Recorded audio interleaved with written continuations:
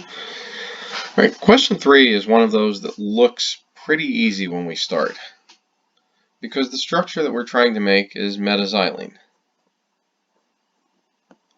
which is of course just an aromatic ring with two methyl groups meta to each other. And our starting material is benzene. So all we need to do is put on two methyl groups. But as we try to start doing this one, turns out it's quite a bit more complicated than it initially looks. The reason for that is that methyl is an orthopara director. And so if we start by putting one methyl group on, using a Friedel-Crafts reaction,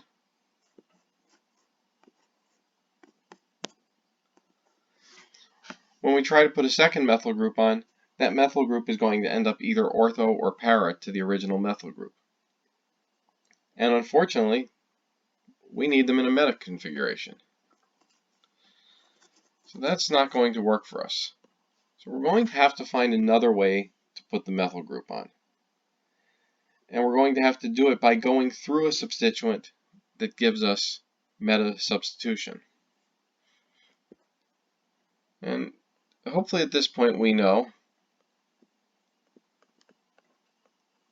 that one of the most common groups that is both a meta director as well as a group that allows us to form a lot of other things is a nitro group. And the reason for that, as you may recall, is that once we have a nitro group, we can eventually take that to a diazonium salt, and the diazonium salt lets us go pretty much anywhere we want.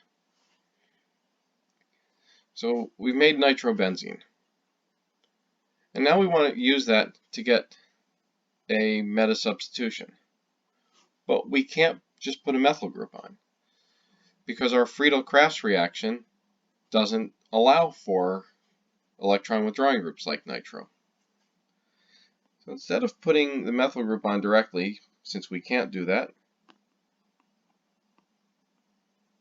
we're going to put on a bromine.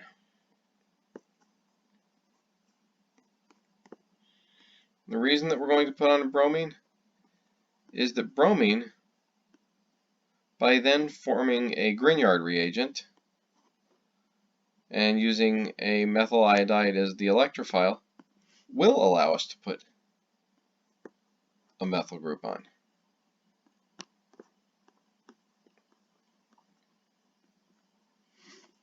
So now we've got one methyl group in place. But we need to keep going because we need to convert that nitro group into a second methyl group. And we already said we're probably going to go through a diazonium salt to do that. So first we need to reduce it down to the amine.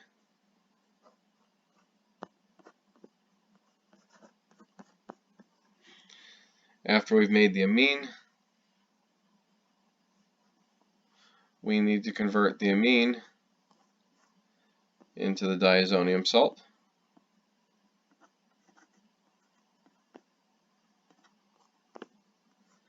And then, unfortunately, as useful as the diazonium salt is, the one thing we can't convert them into is into alkyl groups.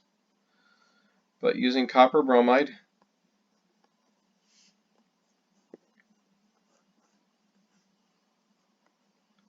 we can make it into a methyl group.